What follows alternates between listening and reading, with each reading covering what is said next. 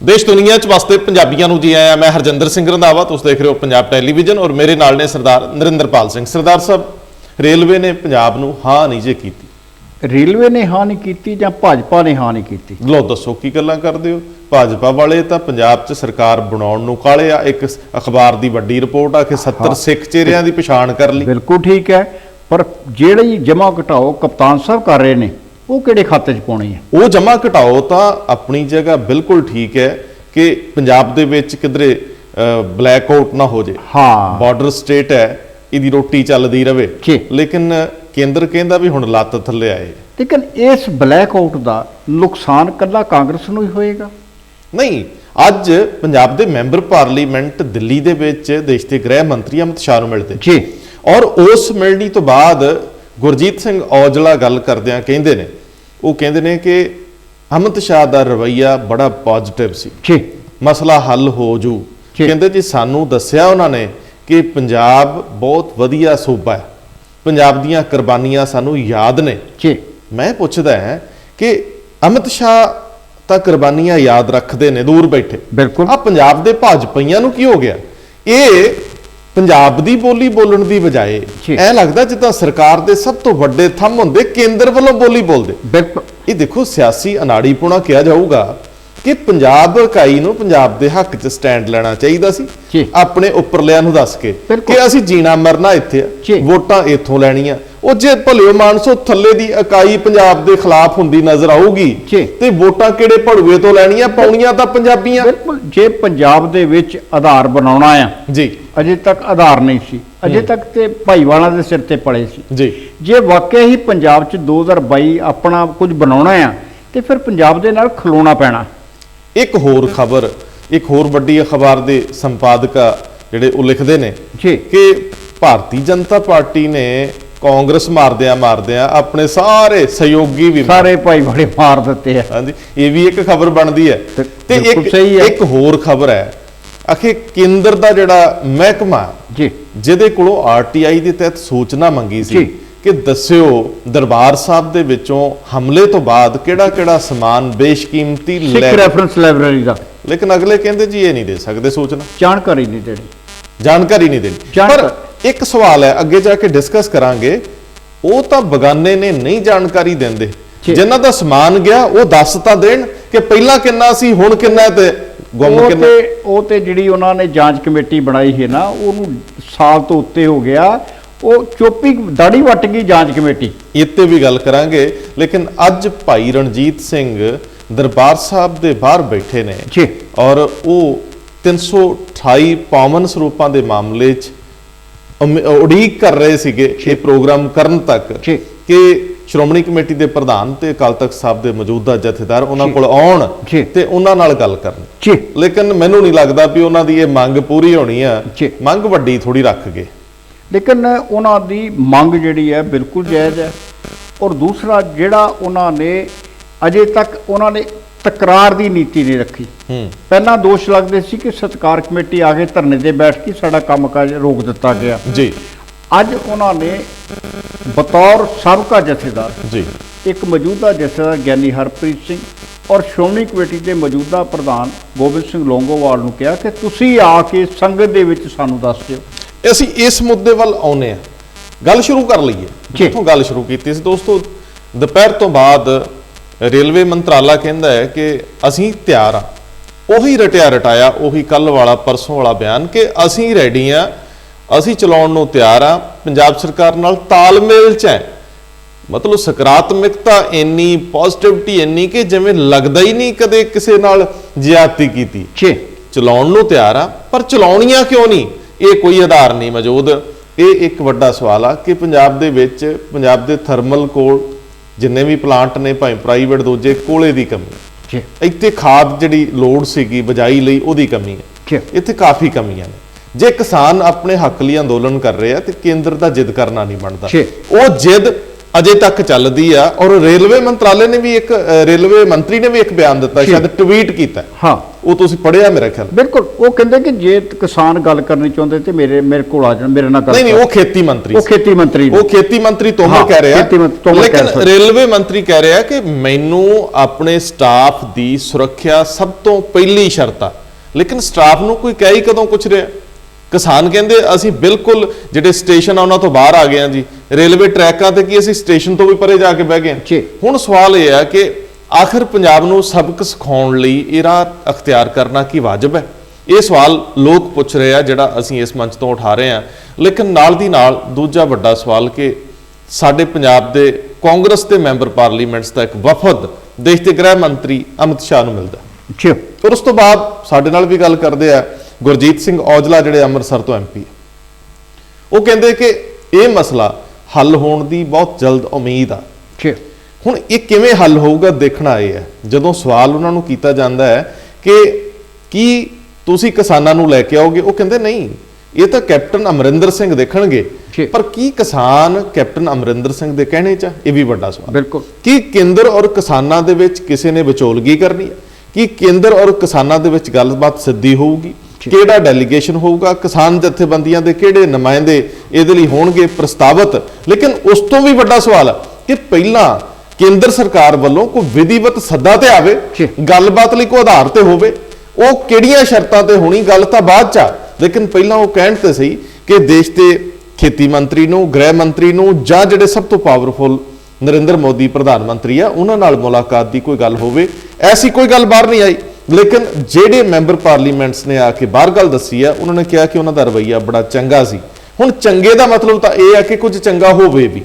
ਮੈਨੂੰ ਥੋੜਾ ਜਿਹਾ, ਮੈਂ ਇਹਦੇ ਨਾਲ ਤੁਹਾਡੇ ਜਿਹੜਾ ਵਿਚਾਰ ਤੁਸੀਂ ਦੱਸ ਰਹੇ, ਮੈਂ ਥੋੜਾ ਵੱਖਰੇਵਾਂ ਜਿਹਾ ਰੱਖਦਾ ਕਿ ਜਦੋਂ ਇਹੀ ਮੈਂਬਰ ਪਾਰਲੀਮੈਂਟ ਜਿਹੜੇ ਨੇ, ਜਦੋਂ ਮਿਲਣ ਗਏ ਨੇ, ਪਹਿਲਾਂ ਮੰਤਰੀ ਨੂੰ ਮਿਲਣ ਗਏ ਨੇ, ਤੋਮਰ ਸਾਹਿਬ ਨੂੰ ਮਿਲਣ ਗਏ ਸੀ ਜੀ, ਉਦੋਂ ਕੀ ਰਵੱਈਆ ਸੀ? ਨਹੀਂ, ਉਦੋਂ ਇੱਕ ਚੀਜ਼ ਸੀ ਸਰਦਾਰ ਸਾਹਿਬ, ਉਦੋਂ ਜਿਹੜਾ ਸੱਦਾ ਪੱਤਰ ਸੀ ਉਹ ਸਾਡੇ ਕੋਲ ਵੀ ਆਇਆ ਜੀ, ਉਹ ਇੱਕ ਸੈਕਟਰੀ ਪੱਧਰ ਦੇ ਅਧਿਕਾਰੀ ਦਾ ਸੀ। ਨਹੀਂ, ਕਿਸਾਨਾਂ ਦੀ ਗੱਲ ਨਹੀਂ ਕਰ ਰਹੇ ਜੀ।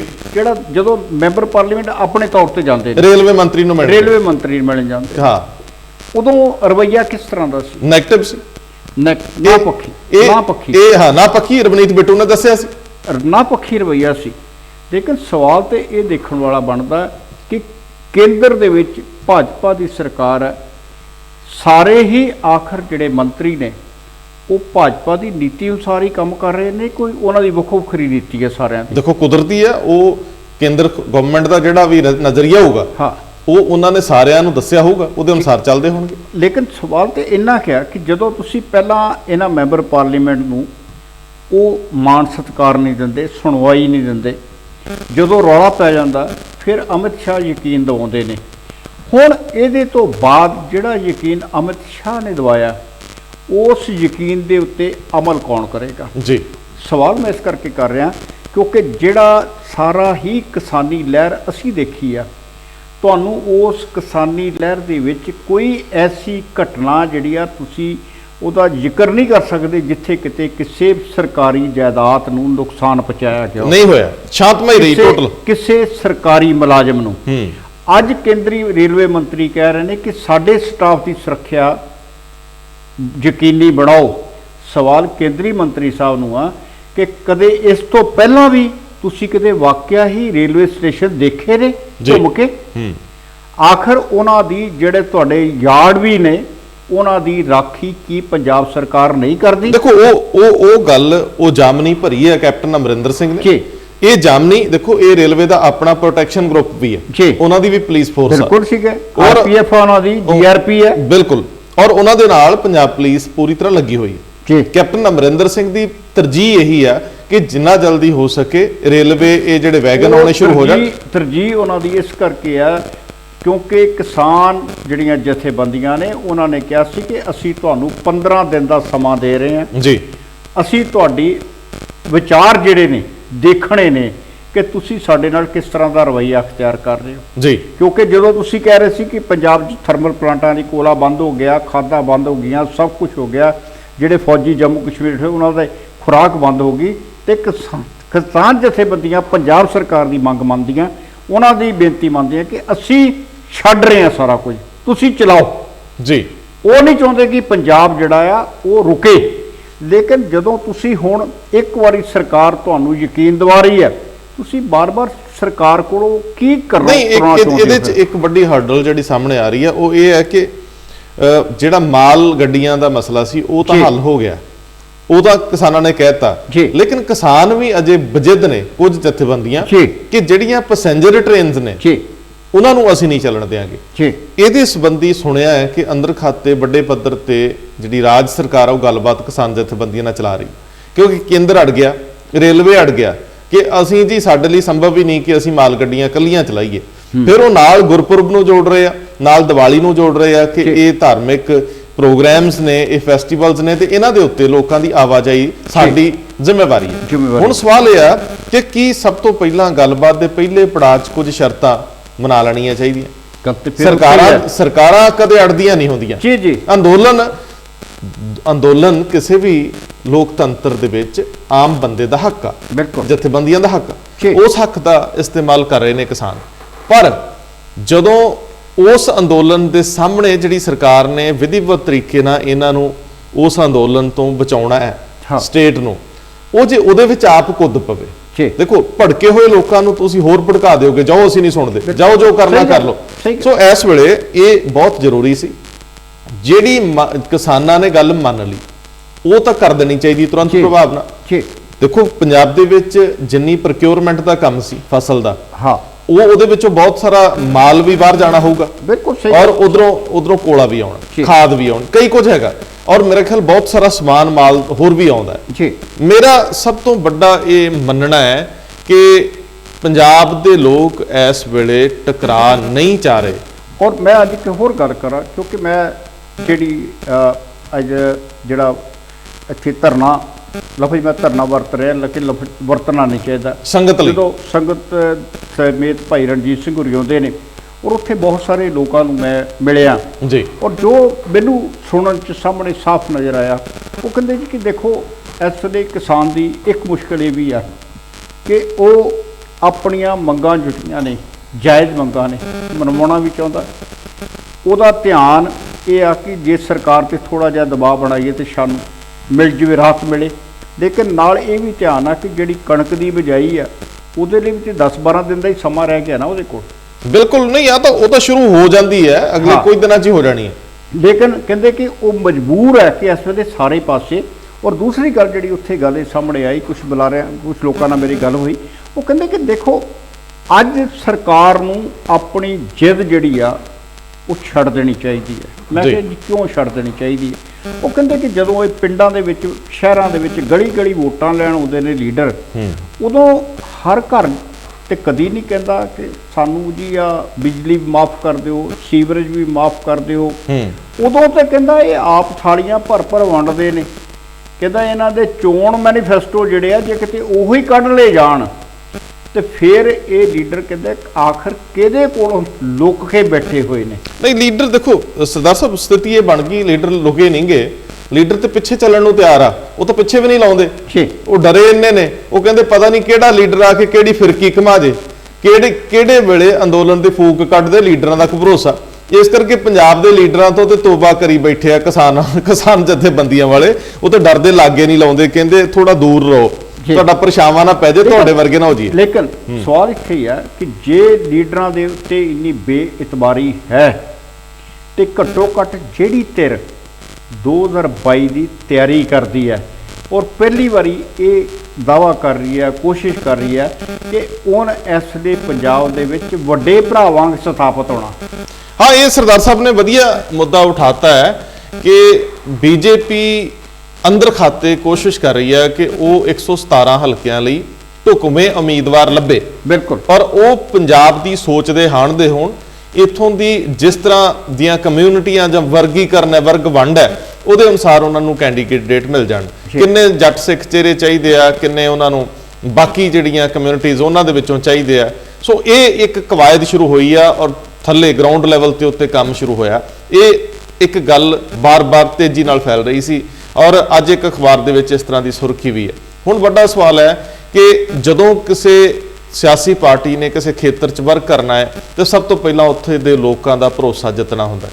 ਦੂਜੀ ਗੱਲ, ਉਹਨਾਂ ਲੋਕਾਂ ਨੂੰ ਯਕੀਨ ਦਿਵਾਉਣਾ ਹੈ ਕਿ ਅਸੀਂ ਤੁਹਾਡੇ ਤਰਜਮਾਨ ਹੋ ਸਕਦੇ ਹਾਂ, ਅਸੀਂ ਤੁਹਾਡੇ ਲਈ ਐਡਵੋਕੇਸੀ ਕਰ ਸਕਦੇ ਹਾਂ, ਤੁਹਾਨੂੰ ਕੁਝ ਲੈ ਕੇ ਦੇ ਸਕਦੇ। ਬਿਲਕੁਲ ਤੁਹਾਡੀ ਵਕਾਲਤ ਕਰ ਸਕਦੇ ਹਾਂ। ਹਾਂ, ਲੇਕਿਨ ਸਵਾਲ ਇਹ ਆ ਕਿ ਜਦੋਂ ਭਾਜਪਾ ਜਿਹੜੀ ਅਖਬਾਰ ਦੀ ਸੁਰਖੀ ਹੈ ਉਹਦੇ ਅਨੁਸਾਰ ਜਾਂ ਜੋ ਕੁਝ ਇਹ ਜਿਹੜੀ ਖਬਰ ਹੈ ਇਹ ਕਿਤੇ ਨਾ ਕਿਤੇ ਉਹ ਅੰਦਰੋਂ ਆਈ ਹੈ ਕਿ ਜਦੋਂ ਭਾਜਪਾ ਦੀ ਜਿਹੜੀ ਜਿਹੜੀ ਪਾਰਟੀ ਹੈ ਜਿਹਨੂੰ RSS ਕਹਿੰਦੇ ਜਾਂ ਰਾਸ਼ਟਰੀ ਸਵੈਮ ਸੇਵਕ ਸੰਘ ਕਹਿੰਦੇ ਨੇ, ਉਹ ਕੋਸ਼ਿਸ਼ ਕਰ ਰਹੀ ਹੈ ਕਿ ਪੰਜਾਬ ਦੇ ਵਿੱਚ 70% ਚਿਹਰੇ ਜਿਹੜੇ ਨੇ ਉਹ ਸਿੱਖ ਚਿਹਰੇ ਉਤਾਰੇ ਜਾਣ 2022 ਦੇ ਜੀ। ਤੇ ਫਿਰ ਜਦੋਂ ਤੁਸੀਂ ਸਿੱਖ ਚਿਹਰਿਆਂ ਦੀ ਗੱਲ ਕਰੋਗੇ ਫਿਰ ਵਪਾਰ ਨੂੰ ਮਨਫੀ ਕਰ ਦਿਓਗੇ, ਫਿਰ ਕਿਸਾਨੀ ਨੂੰ ਮਨਫੀ ਕਰ ਦਿਓਗੇ, ਫਿਰ ਤੁਸੀਂ ਉਹ ਕੁਛ ਹੀ ਕਰੋਗੇ ਨਾ। ਔਰ ਜਦੋਂ ਤੁਸੀਂ ਉਸ ਪਾਰਟੀ ਨਾਲ ਬਸਪਾ ਬਾਰੇ ਜੋ ਕੁਝ ਅਜੇ ਤੱਕ ਵੋਟ ਬੈਂਕ ਜਿਹੜਾ ਉਹਦਾ ਸਾਹਮਣੇ ਆਉਂਦਾ 4% ਤੋਂ ਵੀ ਥੱਲੇ ਹੈ ਜੀ, ਤੁਸੀਂ ਉਹਨਾਂ ਦੇ ਨਾਲ ਵੀ ਭਾਈਵਾਲੀ ਕਰਨ ਨੂੰ ਤਿਆਰ ਹੋ ਜੀ। ਲੇਕਿਨ ਜਿਨ੍ਹਾਂ ਨੇ ਤੁਹਾਨੂੰ ਪੰਜਾਬ ਦੀ ਕਿਸਾਨੀ ਜਿਹੜੀ ਆ, ਜੇ ਸਿੱਖ ਵੋਟ ਗਿਣੋਗੇ ਤੇ 51% ਦੇ ਕਰੀਬ ਹੈ। ਜੇ ਸਿੱਖ ਚਿਹਰਿਆਂ ਦੀ ਗੱਲ ਕਰੋਗੇ, ਜੇ ਦੂਸਰਿਆਂ ਦੀ ਗੱਲ ਕਰੋਗੇ ਤੇ ਹੁਣ 42-43% ਉਹ ਵੀ ਨੇ ਜੀ। ਫਿਰ ਜਦੋਂ ਤੁਸੀਂ ਆਪਣੀ ਜਿੱਦ ਹੀ ਫੜ ਲਈ ਹੈ, ਤੁਸੀਂ ਤੁਹਾਡੀ ਜਿਹੜੀ ਜਿੱਦ ਆ ਉਹ ਹਕੂਮਤੀ ਜਿੱਦ ਆ। ਅੱਛਾ, ਮੈਂ ਸਰਦਾਰ ਸਾਹਿਬ ਤੁਹਾਡੀ ਗੱਲ ਨੂੰ ਵਿਰਾਮ ਦੇਵਾਂ ਥੋੜਾ ਜਿਹਾ। ਅਸੀਂ ਸਮਝਦੇ ਹਾਂ ਕਿ ਇਸ ਮੌਕੇ ਤੇ ਜਦੋਂ ਅੰਦੋਲਨ 'ਚ ਹੈ ਪੰਜਾਬ ਔਰ ਸਿੱਧਾ ਟਕਰਾਅ 'ਚ ਬੀਜੇਪੀ ਨਾਲ ਆ, ਬੀਜੇਪੀ ਦੀ ਕੇਂਦਰ 'ਚ ਸਰਕਾਰ ਉਹਦੇ ਨਾਲ ਹੀ ਹੋਊਗਾ, ਤੇ ਉਦੋਂ ਇਹੋ ਜੀ ਗੱਲ ਕਰਨੀ ਤੁਹਾਨੂੰ ਬੇਮਤਲਬ ਲੱਗਦੀ ਹੋਊਗੀ, ਮੂਰਖਾਂ ਦੀ ਦੁਨੀਆ 'ਚ ਰਹਿਣ ਵਾਲੀ ਲੱਗਦੀ ਹੋਊਗੀ। ਪਰ ਗਰਾਊਂਡ ਰਿਐਲਿਟੀਜ਼ ਨੂੰ ਤੁਸੀਂ ਅੱਖੋਂ ਓਲੇ ਨਹੀਂ ਕਰ ਸਕਦੇ।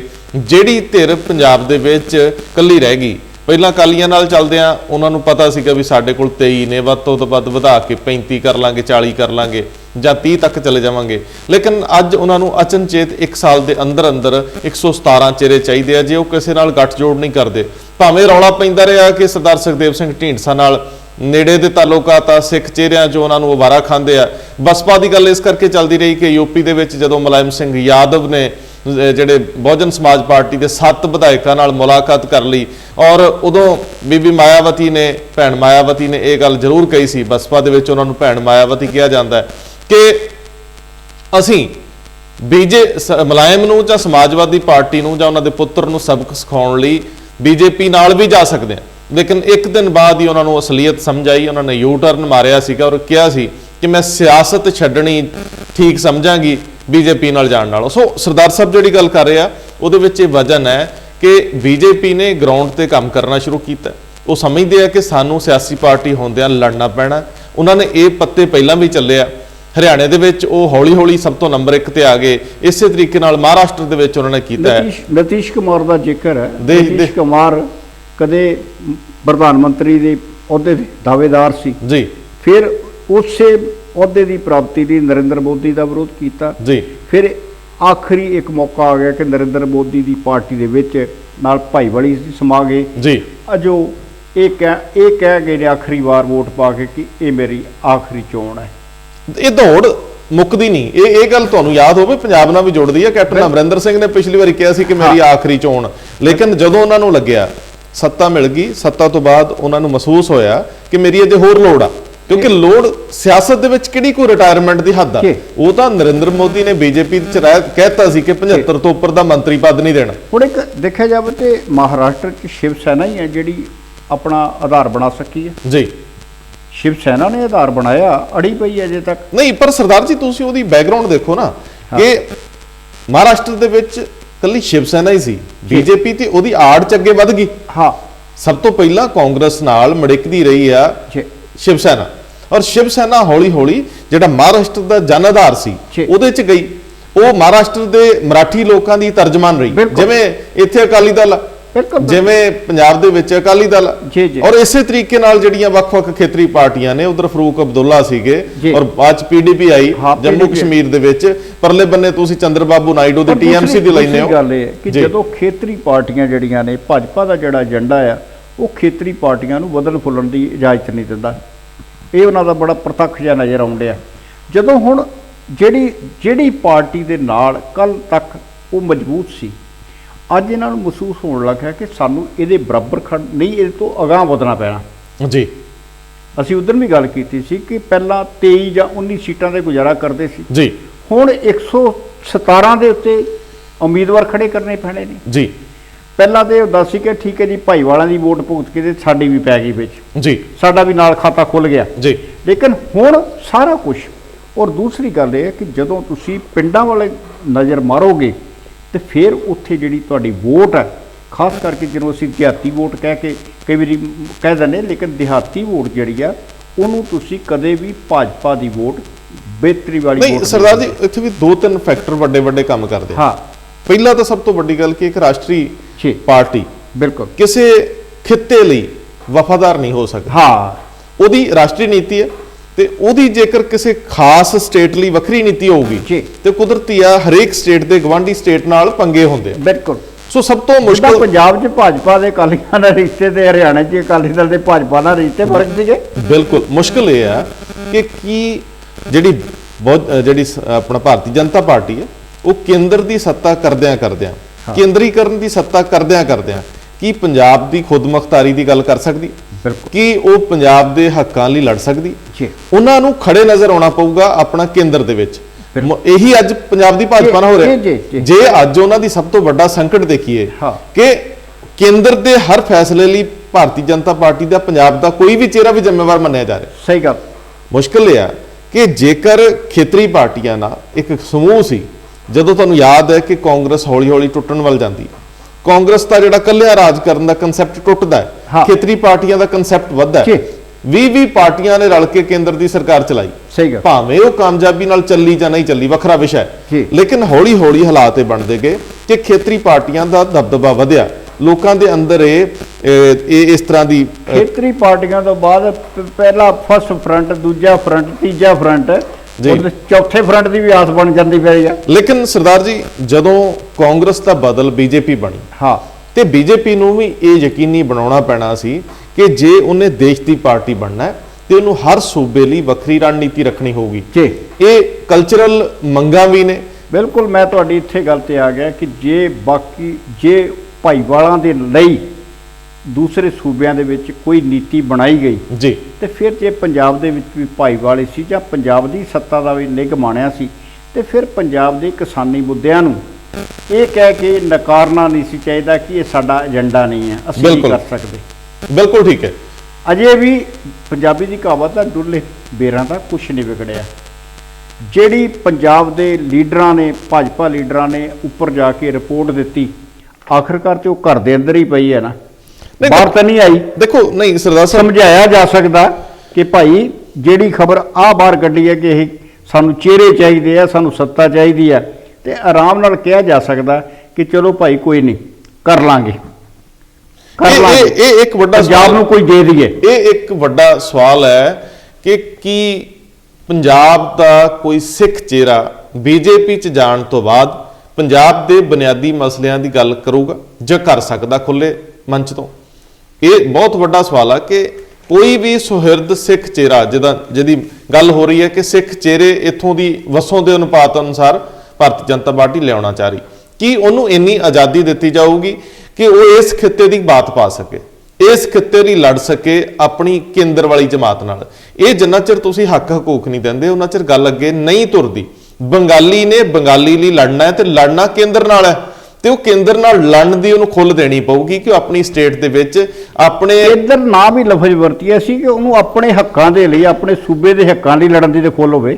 ਨਹੀਂ, ਪਰ ਸਰਦਾਰ ਜੀ, ਕੀ ਕਿਸੇ ਕੇਂਦਰੀ ਪਾਰਟੀ ਦਾ ਮੈਂਬਰ ਹੋਣ ਤੋਂ ਬਾਅਦ ਜੀ ਉਹ ਕੇਂਦਰ ਦੇ ਖਿਲਾਫ ਲੜ ਪਾਊਗਾ? ਇਹ ਸਵਾਲ ਤੇ ਇਹੋ ਹੀ ਆ। ਹੁਣ ਜੇਕਰ ਮੰਨ ਲਓ ਕਿ ਪੰਜਾਬ ਨੂੰ ਤੁਸੀਂ ਕੇਂਦਰ ਬਿੰਦੂ ਮੰਨ ਕੇ ਸਿਆਸਤ ਕਰਨੀ ਆ, ਤੇ ਸਭ ਤੋਂ ਪਹਿਲਾਂ ਇਹਦੇ ਘੱਟ ਗਿਣਤੀ ਵਾਲੇ ਕੰਸਰਨ ਸਰੋਕਾਰ ਤੁਹਾਨੂੰ ਐਡਰੈਸ ਕਰਨੇ ਪੈਣੇ। ਕੀ ਕੋਈ ਪਾਰਟੀ, ਨੈਸ਼ਨਲ ਪਾਰਟੀ ਅਲਾਓ ਕਰਦੀ ਹੈ? ਕਾਂਗਰਸ ਨੇ ਪੰਜਾਬ ਦੇ ਨਾਲ ਜਿੰਨੀਆਂ ਜ਼ਿਆਦਤੀਆਂ ਕੀਤੀਆਂ, ਵੱਡਾ ਇਤਿਹਾਸ ਹੈ, ਬਿਲਕੁਲ, ਪਰ ਸਾਡੇ ਪੰਜਾਬੀ ਭੁਲੱਕੜ ਉਹ ਕਾਂਗਰਸ ਨੂੰ ਫਿਰ ਸਿਰ ਦਾ ਤਾਜ ਬਣਾ ਲਿਆ। ਹੁਣ ਬੀਜੇਪੀ ਨੂੰ ਇਹੀ ਪਰੰਪਰਾ ਵਧੀਆ ਲੱਗਦੀ ਹੈ ਕਿ ਪੰਜਾਬ ਦੇ ਲੋਕਾਂ ਨੇ 3 ਮਹੀਨੇ ਬਾਅਦ ਭੁੱਲ ਭੁਲਾ ਜਾਣਾ। ਅੱਜ ਕਿਉਂਕਿ ਇਹਦਾ ਕ੍ਰੈਡਿਟ ਕੈਪਟਨ ਅਮਰਿੰਦਰ ਸਿੰਘ ਵੀ ਲੈਣਾ ਚਾਹੁੰਦੇ ਕਿਸਾਨੀ ਮਸਲਾ ਹੱਲ ਕਰਵਾ ਕੇ, ਬੀਜੇਪੀ ਇਸ ਆੜ ਚ ਹੋਊਗੀ ਕਿ ਇਹਦਾ ਕ੍ਰੈਡਿਟ ਕਿਸੇ ਨੂੰ ਨਾ ਮਿਲ ਕੇ ਬੀਜੇਪੀ ਦੀ ਆਪਣੇ ਆਪ ਨੂੰ ਮਿਲੇ। ਹੁਣ ਦੇਖਣ ਵਾਲੀ ਗੱਲ ਆ ਕਿ ਪੰਜਾਬ ਦੇ ਮੈਂਬਰ ਪਾਰਲੀਮੈਂਟ ਅਮਿਤ ਸ਼ਾਹ ਨੂੰ ਮਿਲਦੇ ਨੇ, ਬਿਲਕੁਲ। ਕੀ ਉੱਥੋਂ ਉਹ ਕੋਈ ਆਸ ਲਿਆ ਕੇ ਦੇ ਸਕਦੇ ਜਦੋਂ ਅਗਲੇ 2022 ਦੀ ਇਲੈਕਸ਼ਨ ਲਈ ਕਮਰ ਕੱਸੇ ਕਰਕੇ ਬੈਠੇ ਆ? ਉਹ ਪੰਜਾਬ ਦੀ ਕਾਂਗਰਸ ਨਾਲ ਜਿਹਦੇ ਨਾਲ ਜਾ ਕੇ ਗਹਿਗਾ ਚ ਲੜਾਈ ਹੋਣੀ 2022 ਚ, ਉਹਨੂੰ ਕ੍ਰੈਡਿਟ ਦੇਣਗੇ?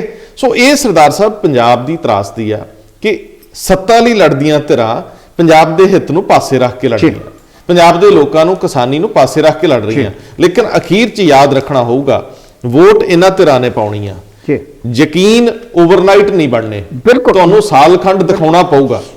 ਕੇਂਦਰ ਨੂੰ ਇਹ ਯਕੀਨ ਦਿਵਾਉਣਾ ਪਊਗਾ ਕਿ ਪੰਜਾਬ ਦੇ ਲੋਕਾਂ ਨਾਲ ਉਹ ਖੜਾ ਹੈ।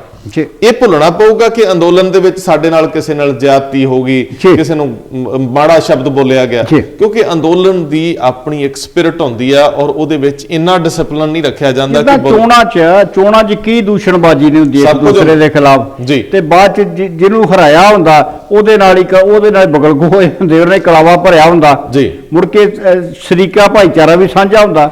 ਸੋ ਇਹ ਨਹੀਂ ਹੈ, ਰਿਸ਼ਤੇ ਟੁੱਟਦੇ ਨਹੀਂ ਹੈ। ਲੇਕਿਨ ਜਿਹੜੀ ਇੱਕ ਹੋਰ ਖਬਰ ਜਿਹੜੀ ਅਸੀਂ ਅੱਜ ਜ਼ਿਕਰ ਕੀਤਾ ਸੀ ਕਿ ਜਿਹੜਾ ਸਿੱਖ ਰੈਫਰੈਂਸ ਲਾਇਬ੍ਰੇਰੀ ਤੋਂ 1984 ਤੋਂ ਜਿਹੜਾ ਬੇਸ਼ਕੀਮਤੀ ਸਰਮਾਇਆ, ਜਿਹਦੇ 'ਚ ਧਾਰਮਿਕ ਗ੍ਰੰਥ ਵੀ ਨੇ, ਜਿਹੜਾ ਸਿੱਖ ਇਤਿਹਾਸ ਨਾਲ ਜੁੜੀਆਂ ਕਿਤਾਬਾਂ ਵੀ ਨੇ, ਹੋਰ ਬਹੁਤ ਸਾਰਾ ਸਮਾਨ ਹੈ, ਉਹਦੇ ਬਾਰੇ ਜਿਹੜਾ ਕੇਂਦਰੀ ਇਨਫੋਰਮੇਸ਼ਨ ਕਮਿਸ਼ਨ ਹੈ CIC, ਉਹ ਸਮਾਨ ਦੀ ਸੂਚੀ ਦੇਣ ਤੋਂ ਨਾ ਕਰ ਦਿੱਤੀ। ਔਰ ਉਹਦਾ ਆਧਾਰ ਵੀ ਤਾਂ ਕੋਈ ਹੋਊਗਾ ਨਾ, ਸੰਬੰਧਿਤ ਡਿਪਾਰਟਮੈਂਟ, ਭਾਵੇਂ ਉਹ ਆਰਮੀ ਨਾਲ ਸੰਬੰਧਿਤ ਹੋਵੇ, ਡਿਫੈਂਸ ਨਾਲ ਹੋਵੇ, ਗ੍ਰਹਿ ਨਾਲ ਹੋਵੇ, ਕਿਸੇ ਕੋਲੋਂ ਤਾਂ ਉਹਨਾਂ ਨੇ ਗੱਲਬਾਤ ਕਰਕੇ ਇਹ ਫੈਸਲਾ ਦਿੱਤਾ ਹੋਊ ਨਾ, ਕਿਸੇ ਨੇ ਤਾਂ ਪੱਖ ਰੱਖਿਆ ਹੋਊ। ਹੁਣ ਇੱਕ ਸਰਦਾਰ ਸਾਹਿਬ ਵੱਡਾ ਸਵਾਲ ਖੜਾ ਹੁੰਦਾ ਕਿ ਜਿਹੜੀ ਪੰਜਾਬ 'ਚ 10 ਸਾਲ ਰਾਜ ਕਰਦੀ ਰਹੀ ਤੇ ਔਰ ਕੇਂਦਰ 'ਚ ਭਾਈਵਾਲ ਸੀ, ਉਹ ਸ਼੍ਰੋਮਣੀ ਕਮੇਟੀ ਦੇ ਵੀ ਕਰਤਾ ਧਰਤਾ ਸੀ। ਬਿਲਕੁਲ ਉਹਨਾਂ ਦੀ ਜ਼ਿੰਮੇਵਾਰੀ ਸੀ, ਕਿਉਂਕਿ ਉਹ ਸਿੱਖਾਂ ਦੀ ਤਰਜਮਾਨ ਜਮਾਤ ਵਜੋਂ ਬੀਜੇਪੀ ਦੇ ਭਾਈਵਾਲ ਸੀ। ਬਿਲਕੁਲ ਠੀਕ ਹੈ। ਪੰਜਾਬ ਦੇ ਤਰਜਮਾਨ, ਪੰਜਾਬ ਦੇ ਨੁਮਾਇੰਦੇ ਵਜੋਂ ਸੀ। ਕੀ ਇਹ ਇੱਥੋਂ ਤੱਕ ਜਾਣ ਦੀ ਨੌਬਤ ਆਉਣੀ ਸੀ ਜੇ ਉਹ ਕਹਿੰਦੇ ਕਿ ਜਿਹੜੀ ਧਿਰ ਦੀਆਂ ਵੋਟਾਂ ਲੈ ਕੇ ਤੁਹਾਡੇ ਨਾਲ ਸਰਕਾਰ ਬਣਾਉਣ ਚ ਆਏ ਆ, ਉਹਦੀ ਆ ਇੱਕ ਮੰਗ ਆ? ਸ਼੍ਰੋਮਣੀ ਕਮੇਟੀ ਦੇ ਅੰਦਰ ਸਰਦਾਰ ਸੁਖਬੀਰ ਸਿੰਘ ਬਾਦਲ ਜਦੋਂ ਮਰਜ਼ੀ ਚਲੇ ਜਾਂਦੇ, ਦਰਬਾਰ ਸਾਹਿਬ ਅਕਸਰ ਆਉਂਦੇ, ਕੀ ਸ਼੍ਰੋਮਣੀ ਕਮੇਟੀ ਦੇ ਸਕੱਤਰਾਂ ਨੇ ਇਨਫੋਰਮੇਸ਼ਨ ਦਫ਼ਤਰ ਦੇ ਵਿੱਚ ਉਹਨਾਂ ਨੂੰ ਜਾਣਕਾਰੀਆਂ ਨਹੀਂ ਮੁਹੱਈਆ ਕਰਾਈਆਂ? ਚਿੱਠੀ ਪੱਤਰ ਨਹੀਂ ਹੋਏ, ਉਹਨਾਂ ਨੂੰ ਮੈਂਬਰ ਨਹੀਂ ਮਿਲਦੇ ਕਿ ਪ੍ਰਧਾਨ ਨਹੀਂ ਮਿਲਦੇ, ਕੋਰ ਕਮੇਟੀਆਂ 'ਚ ਮੀਟਿੰਗਾਂ ਹੁੰਦੀਆਂ। ਕਦੋਂ ਅਕਾਲੀ ਲੀਡਰਸ਼ਿਪ ਨੇ ਕੇਂਦਰ ਕੋਲੇ ਮਸਲੇ ਉਠਾਏ? ਇਹ ਵੱਡਾ ਸਵਾਲ ਆ। ਕੇਂਦਰ ਨੇ ਅੱਗੋਂ ਕੀ ਜਵਾਬ ਦਿੱਤਾ? ਇਹ ਵੀ ਨਹੀਂ ਕਦੇ ਨਾ ਦੱਸਿਆ। ਅੱਜ ਜਦੋਂ ਇੱਕ ਜਿਹੜਾ ਕਾਮਨ ਆਮ ਬੰਦਾ ਜਦੋਂ ਇਹ ਮੰਗ ਕਰਦਾ, ਉਹਨੂੰ ਜਵਾਬ ਦਿੱਤਾ ਜਾਂਦਾ, ਉਸ ਵੇਲੇ ਕੀ ਸਰਦਾਰ ਸੁਖਬੀਰ ਸਿੰਘ ਬਾਦਲ ਕਲੀਅਰ ਕਰਨਗੇ ਕਿ ਪਿਛਲੇ ਇੰਨੇ ਸਾਲਾਂ 'ਚ ਉਹਨਾਂ ਕਿੰਨੀ ਵਾਰੀ ਗੱਲ ਕੀਤੀ ਤੇ ਕਿੰਨੀ ਵਾਰੀ ਜਵਾਬ ਮਿਲੇ? ਮੈਨੂੰ ਜਿੱਥੋਂ ਤੱਕ ਯਾਦ ਹੈ ਕਿ ਪਿਛਲੇ ਸਾਲ ਬਕਾਇਦਾ ਸ਼੍ਰੋਮਣੀ ਕਮੇਟੀ ਨੇ ਮੁੱਦਾ ਉਠਾਇਆ ਸੀ ਕਿ ਸਿੱਖ ਰੈਫਰੈਂਸ ਲਾਇਬ੍ਰੇਰੀ ਦਾ ਸਮਾਨ ਵਾਪਸ ਹੋਣਾ ਚਾਹੀਦਾ।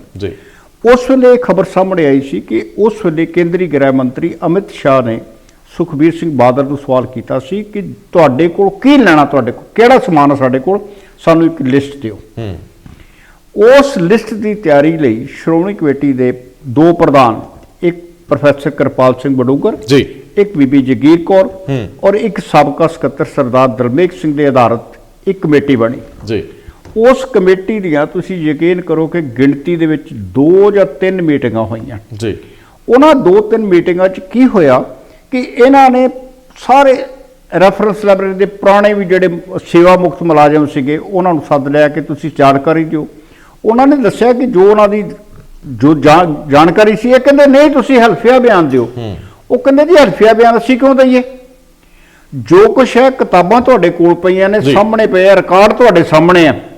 ਲੇਕਿਨ ਤੁਸੀਂ ਯਕੀਨ ਕਰੋ ਕਿ ਨਾ ਪ੍ਰੋਫੈਸਰ ਕਿਰਪਾਲ ਸਿੰਘ ਬਡੂੰਗਰ ਨੇ ਨਾ ਬੀਬੀ ਜਗੀਰ ਕੌਰ ਨੇ, ਨਾਮ ਇਸ ਕਰਕੇ ਲੈ ਰਿਹਾ ਕਿਉਂਕਿ ਦੋਨੇ ਸਾਬਕਾ ਪ੍ਰਧਾਨ ਨੇ ਔਰ ਦੋਨਾਂ ਨੇ ਸ਼੍ਰੋਮਣੀ ਕਮੇਟੀ ਦੇ ਇਸ ਕਾਰਜਕਾਲ 'ਚ 2-2 ਵਾਰ ਪ੍ਰਧਾਨਗੀ ਹੰਢਾਈ ਹੈ।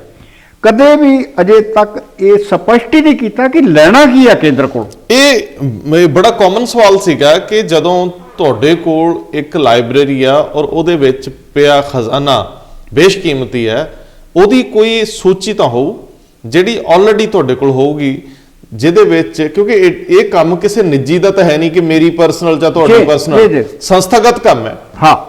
ਮੁਲਾਜ਼ਮ ਆਉਂਦੇ ਨੇ, ਰੈਫਰੈਂਸ ਲਾਇਬ੍ਰੇਰੀ ਦੇ ਹੈੱਡ ਵੀ ਹੋਣਗੇ, ਬਾਕੀ ਕਾਮੇ ਵੀ ਹੋਣਗੇ।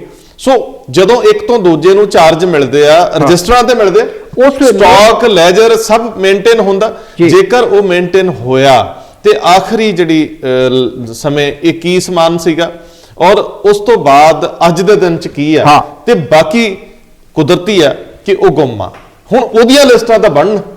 ਇਹ ਅਜੇ ਤੱਕ ਸਪਸ਼ਟ ਸਿੱਖ ਕੌਮ ਨੂੰ ਨਹੀਂ ਹੋਇਆ। ਸ਼੍ਰੋਮਣੀ ਗੁਰਦੁਆਰਾ ਪ੍ਰਬੰਧਕ ਕਮੇਟੀ ਵੱਡੀ ਸੰਸਥਾ, ਅਸੀਂ ਸਨਮਾਨ ਕਰਦੇ ਹਾਂ ਉਹਨਾਂ ਦਾ, ਲੇਕਿਨ ਕੀ ਉਹ ਆਪਣੀ ਵੈਬਸਾਈਟ ਤੇ ਐਸੇ ਵੇਰਵੇ ਨਹੀਂ ਪਾ ਸਕਦੇ ਕਿ ਸਾਡੇ ਕੋਲ ਕਿਸ ਤਰ੍ਹਾਂ ਦਾ ਦੁਰਲੱਭ ਖਜ਼ਾਨਾ ਹੈ, ਕਿਹੜਾ ਮਿਸ ਹੋ ਗਿਆ, ਕਿਹੜਾ ਜਲਣ ਦੀ ਉਮੀਦ ਹੈ, ਸੜ ਗਿਆ ਜਾਂ ਕੁਝ ਵੀ ਹੋਇਆ। ਸੋ ਅਜੇ ਤੱਕ ਜੇ ਕਲੈਰਿਟੀ ਇਧਰੋਂ ਨਹੀਂ ਤੇ ਅਗਲੇ ਤਾਂ ਕਹਿਣਗੇ ਕਿ ਅਸੀਂ ਕਿਉਂ ਦਈਏ। ਗੱਲ ਤੇ ਫਿਰ ਉੱਥੇ ਆ ਗਈ ਕਿ ਦੋ ਅਹਿਮ ਮਸਲੇ ਜਿਹੜੇ ਕਿ ਹਰ ਵਕਤ ਕੇਂਦਰ ਦੇ ਵਿਚਾਰਧੀਨ ਲਿਆਂਦੇ ਰਹੇ ਨੇ ਜੀ। ਸ਼੍ਰੋਮਣੀ ਕਮੇਟੀ ਹਰ ਸਾਲ ਆਪਣੇ ਜਨਰਲ ਅਜਲਾਸ ਦੇ ਵਿੱਚ ਮਤਾ ਪਾਉਂਦੀ ਸੀ ਕਿ ਸਿੱਖ ਰੈਫਰੈਂਸ ਲਾਇਬ੍ਰੇਰੀ ਦਾ ਸਮਾਨ ਵਾਪਸ ਦਿੱਤਾ ਜਾਏ। ਬਿਲਕੁਲ ਪਾਉਂਦੀ ਸੀ।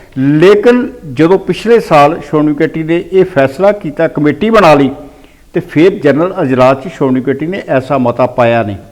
ਅੱਛਾ, ਇੱਕ ਹੋਰ ਵੀ ਡਾਕਟਰ ਰੂਪ ਸਿੰਘ ਸਾਨੂੰ ਦੱਸ ਕੇ ਗਏ ਸੀ ਕਿ ਇੱਕ ਕੇਸ ਵੀ ਕੋਈ ਸੀ 100 ਜਾਂ 1000 ਕਰੋੜ ਦਾ। ਦੂਸਰਾ ਇਹ ਸੀਗਾ ਕਿ ਜਿਹੜਾ ਉਸ ਵੇਲੇ ਨੁਕਸਾਨ ਹੋਇਆ ਇਮਾਰਤਾਂ ਦਾ, ਦੂਸਰਾ ਉਹ 1000 ਕਰੋੜ ਦਾ ਜੀ। ਠੀਕ ਹੈ ਜੀ। ਉਹ ਕੇਸ ਜਿਹੜਾ ਉਹ ਜਦ ਤੱਕ ਗੁਰਚਰਨ ਸਿੰਘ ਟੌਹੜਾ ਦੇ ਸਮੇਂ ਤੇ ਰਿਹਾ, ਸਰਕਾਰ ਨੇ, ਅਦਾਲਤ ਨੇ ਕਿਹਾ ਕਿ ਤੁਸੀਂ ਇਹਦਾ ਜਿਹੜਾ ਮੁਆਵਜ਼ੇ ਦਾ ਕੇਸ ਕੀਤਾ ਇਹਦਾ ਪੈਸੇ ਜਮ੍ਹਾਂ ਕਰੋ, ਬਣਦੀ ਫੀਸ ਜੀ। ਉਸ ਵੇਲੇ ਜਿਹੜਾ ਜਥੇਦਾਰ ਗੁਰਚਰਨ ਸਿੰਘ ਟੌਹੜੇ ਦਾ ਤਰਕ ਸੀ, ਜਿਹੜਾ ਡਾਕੂਮੈਂਟ ਅੱਜ ਵੀ ਦਿੱਲੀ ਹਾਈ ਕੋਰਟ ਦੇ ਵਿੱਚ ਹੈ, ਉਹਨਾਂ ਨੇ ਕਿਹਾ ਸੀ ਕਿ ਸ਼੍ਰੋਮਣੀ ਕਮੇਟੀ ਕੋਈ ਕਮਾਊ ਸੰਸਥਾ ਨਹੀਂ ਹੈ। ਇਹ ਤੇ ਗੁਰਦੁਆਰਿਆਂ 'ਚੋਂ ਫੰਡ ਆਉਂਦੇ ਆ ਤੇ ਗਾਂ ਆਪਣਾ ਪ੍ਰਬੰਧ ਕਰਦੀ ਹੈ, ਸਾਡੇ ਕੋਲ ਕਮਾਈ ਨਹੀਂ ਹੈ। ਲੇਕਿਨ ਅਵਤਾਰ ਸਿੰਘ ਮੱਕੜ ਦੇ ਟਾਈਮ ਤੇ ਬਕਾਇਦਾ 10 ਕਰੋੜ ਰੁਪਏ ਅਦਾਲਤ ਦੇ ਵਿੱਚ ਜਮ੍ਹਾਂ ਕਰਾਏ ਗਏ। ਮੇਰੇ ਖਿਆਲ 1% ਜਿਹੜੀ ਫੀਸ ਹੁੰਦੀ ਹੈ 1000 ਕਰੋੜ ਦਾ 10 ਕਰੋੜ ਬਣਦਾ ਸੀ। ਲੇਕਿਨ ਅਜੇ ਤੱਕ ਉਸ ਕੇਸ ਦਾ ਕੀ ਬਣਿਆ, ਨਾ ਸ਼੍ਰੋਮਣੀ ਕਮੇਟੀ ਨੇ ਸਪਸ਼ਟ ਕੀਤਾ ਤੇ ਨਾ ਅਕਾਲੀ ਦਲ ਨੇ ਕੀਤਾ। ਕਿਉਂਕਿ ਜਿਹੜਾ ਜਥੇਦਾਰ ਗੁਰਚਰਨ ਸਿੰਘ ਟੌਹੜਾ ਦਾ ਬਿਆਨ ਹੈ, ਜੇ ਕਿਤੇ ਤੁਹਾਨੂੰ ਉਹ ਬਿਆਨ ਪੜ੍ਹਾਇਆ ਜਾਵੇ ਤੇ ਤੁਸੀਂ ਮਹਿਸੂਸ ਕਰੋਗੇ ਕਿ ਇਹ ਸਾਰਾ ਫੌਜੀ ਹਮਲਾ ਜਾਂ ਧਰਮਯੁੱਧ ਮੋਰਚਾ ਬਾਰੇ ਜਿਹੜੀ ਉਹਦਾ ਬਿਆਨ ਹੈ ਟੌਹੜਾ ਸਾਹਿਬ ਦਾ ਅਦਾਲਤ 'ਚ, ਉਹ ਅਕਾਲੀ ਦਲ ਦਾ ਨੀਤੀ ਜਿਹੜੀ ਆ ਉਹਦਾ ਵਰਣਨ ਹੈ ਸਾਰਾ। ਜਿਹੜਾ ਗੁਰਚਰਨ ਸਿੰਘ ਟੌਹੜਾ ਸਿਆਣੇ ਪੋਲੀਟੀਸ਼ੀਅਨ ਸੀ, ਭਾਵੇਂ ਉਹਨਾਂ ਦੀਆਂ ਆਪਣੀਆਂ ਨਿੱਜੀ ਗਰਜਾਂ ਸੀ, ਉਹ ਆਪਣਾ ਕੱਦ ਉਸ ਤਰ੍ਹਾਂ ਦਾ ਵੱਡਾ ਨਹੀਂ ਕਰ ਸਕੇ। ਜੇਕਰ ਉਹ ਨਿਸ਼ਕਾਮ ਹੋ ਕੇ ਰਹਿੰਦੇ, ਉਹ ਆਪ ਇਮਾਨਦਾਰ ਰਹੇ, ਉਹਨਾਂ ਨੇ ਆਪਣੇ ਘਰ ਕੋਈ ਕਹਿੰਦੇ ਕਿ ਕੌਡੀ ਨਹੀਂ ਖੜੀ, ਲੇਕਿਨ ਉਹਨਾਂ ਨੇ ਆਪਣੇ ਸਾਥੀ, ਸੰਗੀ, ਸਹਿਯੋਗੀ ਪਾਲੇ। ਅੱਜ ਵੀ ਉਹਨਾਂ ਤੇ ਇਹ ਇਲਜ਼ਾਮ ਆਉਂਦਾ ਰਿਹਾ ਕਿ ਜਥੇਦਾਰ ਟੌਹੜਾ ਆਪ ਇਮਾਨਦਾਰ ਸੀ, ਲੇਕਿਨ ਉਹਨਾਂ ਨੇ ਉਹਨਾਂ ਲੋਕਾਂ ਨੂੰ ਫੇਵਰ ਕੀਤਾ ਜਿਹੜੇ ਇਮਾਨਦਾਰ ਨਹੀਂ ਸੀ। ਸੋ ਇਸ ਕਰਕੇ ਉਹਨਾਂ ਦਾ ਇਤਿਹਾਸ ਵਿੱਚ ਉਸ ਤਰ੍ਹਾਂ ਦਾ ਵੱਡਾ ਕੱਦ ਨਹੀਂ ਆਂਕਿਆ ਗਿਆ। ਲੇਕਿਨ ਵੱਖ-ਵੱਖ ਮੌਕਿਆਂ ਤੇ ਜਥੇਦਾਰ ਗੁਰਚਰਨ ਸਿੰਘ ਟੌਹੜਾ ਦਾ ਨਾਂ ਇੱਜ਼ਤ ਨਾਲ ਲਿਆ ਜਾਂਦਾ, ਸਨਮਾਨ ਨਾਲ ਲਿਆ ਜਾਂਦਾ। ਔਰ ਅੱਜ ਵੀ ਜਦੋਂ ਤੁਸੀਂ ਇਹ ਗੱਲ ਕਰ ਰਹੇ ਹੋ ਰੈਫਰੈਂਸ ਲਾਇਬ੍ਰੇਰੀ ਦੇ ਸਮਾਨ ਦੀ, ਗੁੰਮ ਹੋਏ ਸਮਾਨ ਦੀ, ਤੇ ਦੋ ਚੀਜ਼ਾਂ ਜਿਹੜੀਆਂ ਦੇਖਣੀਆਂ ਬਣਦੀਆਂ ਨੇ। ਇੱਕ ਤੇ ਕਿ 1998 ਤੋਂ ਲੈ ਕੇ 2004 ਤੱਕ ਕੇਂਦਰ ਦੇ ਵਿੱਚ ਭਾਜਪਾ ਦੀ ਸਰਕਾਰ ਰਹੀ ਜੀ। ਉਸ ਵੇਲੇ ਕੇਂਦਰੀ ਗ੍ਰਹਿ ਮੰਤਰੀ ਸਨ ਲਾਲ ਕ੍ਰਿਸ਼ਨ ਅਡਵਾਨੀ ਜੀ। ਉਸ ਵੇਲੇ ਵੀ ਜਥੇਦਾਰ ਗੁਰਚਰਨ ਸਿੰਘ ਟੌਹੜਾ ਨੇ ਸਿਰਫ ਇਹੋ ਕਿਹਾ ਸੀ ਕਿ ਤੁਸੀਂ ਸਾਨੂੰ ਮੁਆਵਜ਼ੇ ਦਾ 1 ਰੁਪਈਆ ਦੇ ਦਿਓ ਸ਼੍ਰੋਮਣੀ ਕਮੇਟੀ ਨੂੰ। ਲੇਕਿਨ ਭਾਜਪਾ ਮੰਨੀ ਨਹੀਂ ਸੀ, ਕਿਉਂਕਿ ਅਡਵਾਨੀ ਸਾਹਿਬ ਕਹਿੰਦੇ ਸੀ ਫਿਰ ਗੁਨਾਹ ਤੇ ਮੰਨ ਲਿਆ ਸਰਕਾਰ ਨੇ ਆਪਣਾ ਫੌਜੀ ਹਮਲੇ ਦਾ। ਔਰ ਦੂਸਰਾ ਇਹ ਆ ਕਿ ਅੱਜ ਵੀ ਜਿਹੜੇ ਜ਼ਿਕਰ ਹੋਇਆ ਕਿ ਜਿਹੜੀ ਬਾਇਓਗ੍ਰਾਫੀ ਲਾਲ ਕ੍ਰਿਸ਼ਨ ਅਡਵਾਨੀ ਹੋਰਾਂ ਨੇ ਲਿਖੀ ਹੈ, ਮਾਈ ਕੰਟਰੀ ਮਾਈ ਲਾਈਫ, ਉਹਦੇ ਵਿੱਚ ਇਹ ਸਾਫ਼ ਹੈ ਕਿ ਇੰਦਰਾ ਗਾਂਧੀ ਦਾ ਜਿਹੜਾ ਰਵੱਈਆ ਸੀ ਦਰਬਾਰ ਸਾਹਿਬ ਤੇ ਫੌਜੀ ਹਮਲਾ ਕਰਨ ਦਾ, ਉਹ ਨਰਮ ਸੀ, ਢਿੱਲ ਮੱਠ ਵਾਲਾ ਸੀ। ਅਸੀਂ ਉਹਨੂੰ ਮਜਬੂਰ ਕੀਤਾ। ਔਰ ਜਦੋਂ ਇਹ ਲਾਈਨਾਂ ਜਿਹੜੀਆਂ ਮਾਈ ਕੰਟਰੀ ਮਾਈ ਲਾਈਫ ਦੀਆਂ ਅੱਜ ਵੀ ਕਿਤਾਬ ਰੂਪ ਤੁਹਾਡੇ ਸਾਹਮਣੇ ਆ, ਫਿਰ ਭਾਜਪਾ ਦੀ ਕੇਂਦਰ ਸਰਕਾਰ ਜਿਹੜੀ ਆ ਤੁਹਾਨੂੰ ਸਿੱਖ ਰੈਫਰੈਂਸ ਲਾਇਬ੍ਰੇਰੀ ਦੇ ਸਮਾਨ ਦੀ ਸੂਚੀ ਕਿਵੇਂ ਦੇ ਸਕਦੀ ਹੈ?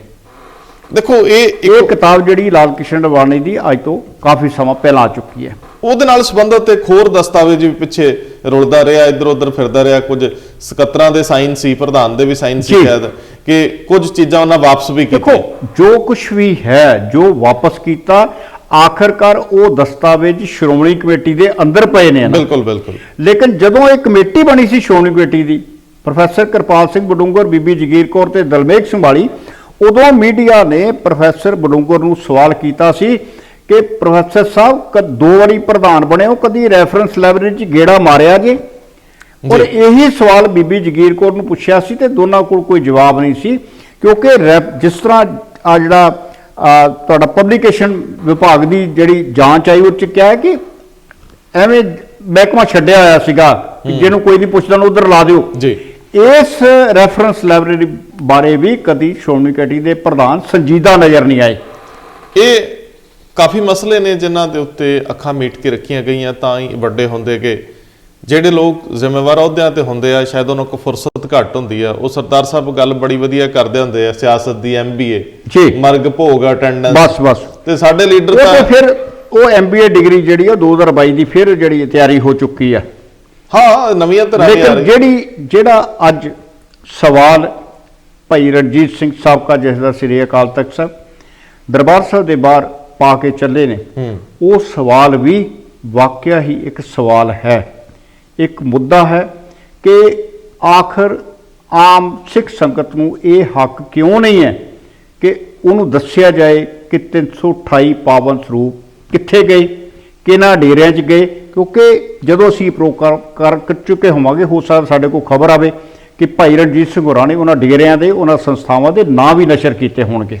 ਇਹ ਵੀ ਸੱਚਮੁੱਚ ਸਰਦਾਰ ਸਾਹਿਬ ਦੀ ਗੱਲ 'ਚ ਬੜਾ ਵਜ਼ਨ ਹੈ, ਕਿਉਂਕਿ ਅਸੀਂ ਜਦੋਂ ਇਹ ਪ੍ਰੋਗਰਾਮ ਕਰ ਰਹੇ ਹਾਂ ਤੇ ਉਸ ਵੇਲੇ ਅਜੇ ਭਾਈ ਰਣਜੀਤ ਸਿੰਘ ਨੇ ਆਪਣਾ ਆਖਰੀ ਭਾਸ਼ਣ ਨਹੀਂ ਸੀ ਦਿੱਤਾ। ਸੁਣਿਆ ਹੈ ਕਿ ਉਹਨਾਂ ਕੋਲ ਕੋਈ ਗੁਪਤ ਦਸਤਾਵੇਜ਼ਾਂ ਦੀ ਗੱਲ ਹੁੰਦੀ ਰਹੀ, ਵੱਖ-ਵੱਖ ਚੈਨਲਾਂ ਰਾਹੀਂ ਸਾਨੂੰ ਮਿਲਦੀ ਰਹੀ ਹੈ। ਉਹਨਾਂ ਕੋਲ ਸ਼੍ਰੋਮਣੀ ਕਮੇਟੀ ਨਾਲੋਂ ਵੱਖਰੀ ਤਰ੍ਹਾਂ ਦੀ ਕੋਈ ਜਿਹੜੀ ਭਾਈ ਈਸ਼ਰ ਸਿੰਘ ਵਾਲੀ ਰਿਪੋਰਟ, ਉਹ ਤੋਂ ਕੁਝ ਅਲੱਗ ਤਰ੍ਹਾਂ ਦੀ ਰਿਪੋਰਟ ਵੀ ਹੈ। ਕੁਝ ਵੱਖਰੇ ਨਾਂ ਨੇ ਜਿਹੜੇ ਸ਼੍ਰੋਮਣੀ ਕਮੇਟੀ ਦੀ ਰਿਪੋਰਟ ਦੇ ਵਿੱਚ ਜਿਹੜੀ ਪਬਲਿਸ਼ ਹੋਈ ਉਹਦੇ 'ਚ ਨਹੀਂ ਹੈਗੇ। ਸੋ ਇਹ ਦੇਖਣਾ ਹੋਊਗਾ। ਅਸੀਂ ਉਹ ਸਾਰੇ ਤੇ ਨਜ਼ਰ ਰੱਖਣ ਤੋਂ ਬਾਅਦ ਤੁਹਾਡੇ ਨਾਲ ਫਿਰ ਰੂਬਰੂ ਹੋਵਾਂਗੇ। ਸੋ ਮੈਨੂੰ ਇੰਝ ਲੱਗਦਾ ਹੈ ਕਿ ਕੇਂਦਰ ਔਰ ਪੰਜਾਬ ਦਾ ਟਕਰਾਅ ਟਲਣਾ ਚਾਹੀਦਾ ਹੈ, ਔਰ ਭਾਜਪਾ ਜੇਕਰ 2022 ਦੇ ਵਿੱਚ ਪੰਜਾਬ ਨੂੰ ਜਿੱਤਣਾ ਚਾਹੁੰਦੀ ਤਾਂ ਪਹਿਲਾਂ ਪੰਜਾਬ ਦੇ ਲੋਕਾਂ ਦੇ ਦਿਲ ਜਿੱਤੇ। ਔਰ ਜਿੱਥੋਂ ਤੱਕ ਸਵਾਲ ਆ ਕੈਪਟਨ ਸਰਕਾਰ ਦਾ, ਉਹਨੂੰ ਵੀ ਚਾਹੀਦਾ ਹੈ ਕਿ ਉਹ ਕਿਸਾਨਾਂ ਨਾਲ ਗੱਲਬਾਤ ਕਰਕੇ ਘੱਟੋ ਘੱਟ ਰੇਲਵੇ ਦੇ ਜਿਹੜੇ ਅਤੌਖਲੇ ਆ ਦੂਰ ਕਰੇ ਤੇ ਪੰਜਾਬ ਨੂੰ ਬਿਜਲੀ ਕੱਟਾਂ ਤੋਂ ਰਾਹਤ ਦੇਣ। ਬਹੁਤ ਮਿਹਰਬਾਨੀ।